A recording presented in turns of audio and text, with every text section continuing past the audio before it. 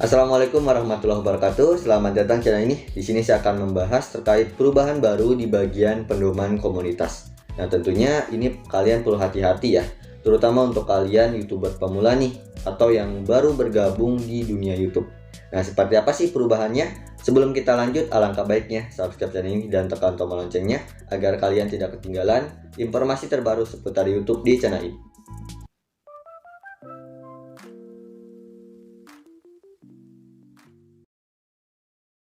Oke, kita langsung aja mulai. Nah, sebelum aku bahas terkait perubahan dan fitur-fitur YouTube ya, karena banyak banget.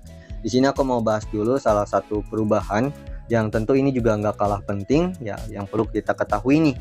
Kita kan sebagai konten kreator ya, terutama untuk kalian mungkin YouTuber pemula nih yang baru terjun di YouTube. Ya, perubahan ini ya, itu di bagian pedoman komunitas YouTube yang dimana ya tentunya berhubungan dengan video yang kita upload ya. Nah, jangan sampai kita nggak tahu dan saat kita upload gitu ya, karena biasanya YouTuber pemula itu asal upload. Nah, biasanya kalian tuh pasti bisa kena pelanggaran. Nah, itu makanya kalian perlu tahu terkait perubahan ataupun updatean ini. Nah, apa sih sebenarnya untuk perubahannya gitu ya? Nah, tentunya kita bisa baca informasinya di bantuan YouTube. Di sini aku menggunakan Google Chrome ya. Kita langsung aja masuk. Nah, di sini aku udah masuk ya ke bantuan YouTube-nya dan tentunya ini resmi dari YouTube langsung ya. Kita bisa baca di sini ya, pedoman komunitas ya. Dan ini berlaku di bulan Juni 2024 ya. Perubahan mendatang pada kebijakan terkait senjata api. Nah, mulai 18 Juni 2024 ya. Konten yang menunjukkan cara melepas perangkat keselamatan tertentu akan dilarang ya. Konten yang menampilkan penggunaan senjata api buatan sendiri, senjata api otomatis ya, dan aksesoris senjata api tertentu akan dikenai pembatasan usia ya. Kami juga akan memperluas penegakan pada konten yang membagikan link ke tempat Anda dapat membeli senjata api ya, amunisi atau aksesoris tertentu. Nah, ini untuk perubahannya ya, dan ini tentunya penting banget ya, apalagi kalian jangan sampai ngebahas seperti ini ya terkait ya senjata api gitu ya, apalagi senjata api yang memang membahayakan gitu ya. Terus kalian juga sampai menyertakan link yang bisa mengarahkan penonton untuk membeli senjata tersebut. Nah, itu sangat dilarang ya. Nah, kita juga bisa pelajari lebih lanjut di sini terkait kebijakan ya senjata api. Nah, ini. Nah, tentunya akan aku jelaskan secara sederhana aja biar kalian juga paham. Ya, di sini juga tentunya ya semua konten yang kalian upload itu ya, misalnya video ya, video panjang, video short, live streaming, kalau kalian membahas terkait senjata ini ya, ataupun ya menjual senjata dan sebagainya, yang tentunya tidak diizinkan ya. Apalagi kalian sampai mengarahkan penonton untuk membeli senjata tersebut ya.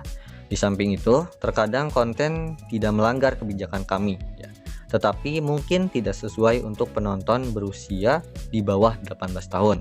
Nah, YouTube menerapkan pembatasan usia pada konten yang menampilkan penggunaan senjata api dan aksesoris tertentu yang juga tercantum di bawah ya.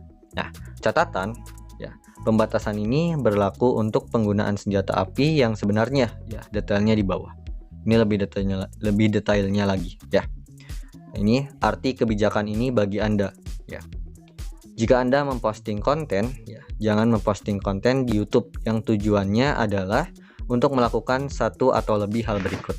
Ya, yang pertama tentunya ya jangan bikin konten yang menjual senjata api atau aksesoris senjata api tertentu ya melalui penjualan langsung, misalnya penjualan secara pribadi oleh seseorang ya.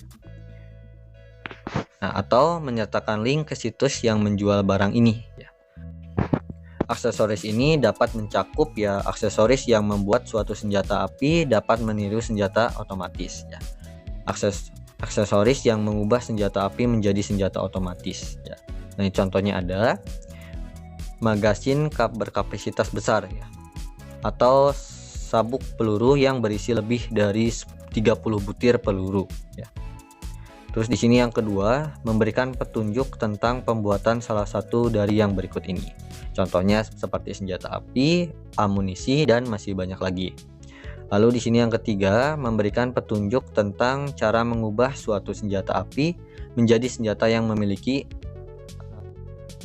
kapabilitas tembakan otomatis atau seolah-olah otomatis. Yang keempat, memberikan petunjuk tentang cara memasang aksesoris ya atau memodifikasinya. Yang kelima, memberikan petunjuk tentang cara melepas perangkat keselamatan senjata api tertentu. Ya, ini contohnya ada. Dan tentunya di sini juga YouTube ngasih tahu ya ataupun ngasih contoh terkait konten yang memang tidak diizinkan di YouTube ya. Dan di sini ada contoh-contohnya. Ya, yang pertama adalah link dan judul atau deskripsi video ke situs tempat menjual senjata api atau aksesoris yang tercantum di atas. Ya. Anda dapat menampilkan link ke situs yang membahas atau mengulas barang-barang ini selama situs tersebut tidak menjual atau memberikan barang tersebut secara langsung. Ya. Yang kedua, menampilkan senjata api dengan tujuan menjual senjata api tersebut melalui penjual pribadi, ya, atau penjualan pribadi. Ya. Tindakan ini termasuk memberikan nomor telepon penjual, alamat email, atau informasi kontak lainnya. Terus yang ketiga, menampilkan petunjuk langkah demi langkah cara merangkai ya receiver bawah untuk menyelesaikan perakitan senjata api.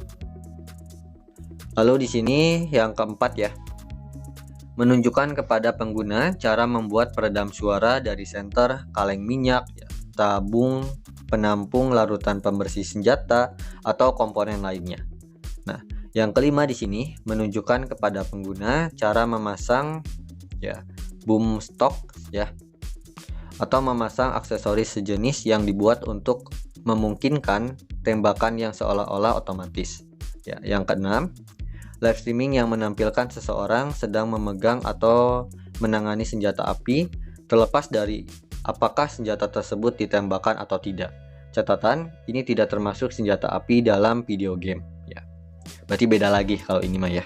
Di sini yang terakhir yang ketujuh ya, live streaming yang menampilkan seseorang sedang membawa senjata api dari satu tempat ke tempat lainnya, seperti mengangkut atau membawanya dengan mobil, truk atau kendaraan lain. Dan tentunya sama, ini juga tidak termasuk ya pada game ya. Nah, ini perlu diingat juga kalau ini tidak lengkap ya untuk contohnya. Jadi ini juga diingatkan lagi oleh YouTube, kalian jangan memposting konten seperti ini kalau kalian ya tahu gitu ya, hal ini tuh melanggar kebijakan YouTube. Nah, di sini juga ada terkait beberapa contoh ya terkait konten yang dikenai pembatasan usia.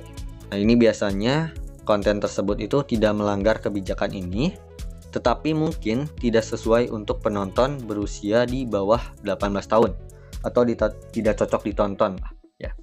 Tidak layak untuk ditonton. Apalagi kan ada yang nonton anak-anak gitu ya, remaja gitu kan ya.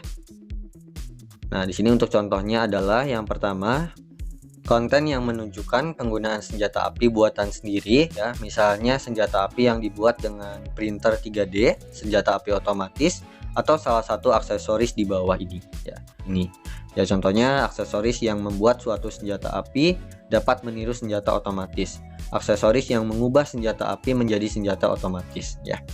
Magasin berkapasitas besar, peredam suara buatan sendiri, dan masih ada beberapa ya. Nah, ini pedoman ini berlaku untuk penggunaan senjata api di dunia nyata dan mungkin tidak berlaku untuk penggunaan senjata api dalam konten artistik ya, seperti film gitu. Kami juga dapat membuat pengecualian untuk konten yang terkait dengan kepentingan publik ya, seperti rekaman video militer atau polisi ya, rekaman berita atau rekaman video dari zona perang. Nah, ya. Terus ada hal yang penting juga nih yang perlu kalian ketahui. Nah, karena di sini ada hal yang terjadi jika konten Anda melanggar kebijakan ini ya. Jika konten Anda melanggar kebijakan ini, kami akan menghapus konten tersebut dan mengirimkan email ya, pemberitahuan kepada Anda. Jika kami dapat memverifikasi bahwa link yang Anda posting aman ya, kami dapat menghapus link tersebut. Perlu diperhatikan bahwa suatu video dapat dihapus jika URL yang melanggar diposting di dalamnya atau ada dalam metadata video tersebut. Biasanya kalau kalian pertama kali nih melanggar pedoman komunitas ini, itu kalian akan dikasih peringatan. Dan biasanya kalian bisa mengikuti pelatihan nih. Nah, itu juga bertujuan supaya peringatan itu berakhir ya setelah 90 hari.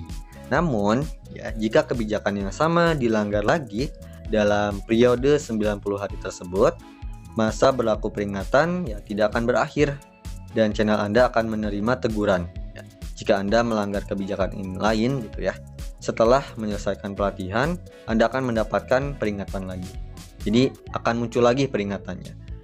Tapi kalau kalian terus dapat teguran gitu ya, kalian atau pelanggaran, ya kalian akan dapat teguran pertama, kedua, dan jangan sampai pokoknya kalian dapat teguran ketiga, karena itu akan mengakibatkan channel kalian dihapus ataupun dihentikan ya.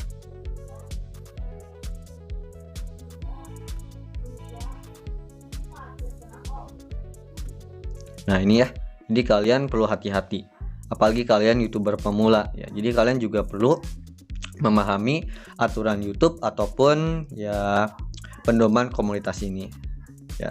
Dan terkait pedoman komunitas juga kalian bisa pelajari sih di bantuan YouTube ya. Kalian tinggal ketikkan aja nih di bagian sini ya, pedoman komunitas YouTube ya. Nah kalian tinggal cari. Terus di sini kalian bisa pelajari nih terkait ya pedoman komunitas ya. Apalagi kalian misalnya dapat peringatan ya, teguran pertama, teguran kedua ya. Nah di sini kalian akan dapat jawabannya lah. Kalian tinggal baca aja di sini. Oke? Mungkin itu saja yang bisa aku bahas ya. Untuk kalian yang pengen baca informasinya, nanti aku sertakan juga deh linknya di deskripsi video ini biar kalian mudah ya. Nah, jangan lupa nonton video aku yang lainnya yang nongol di sini.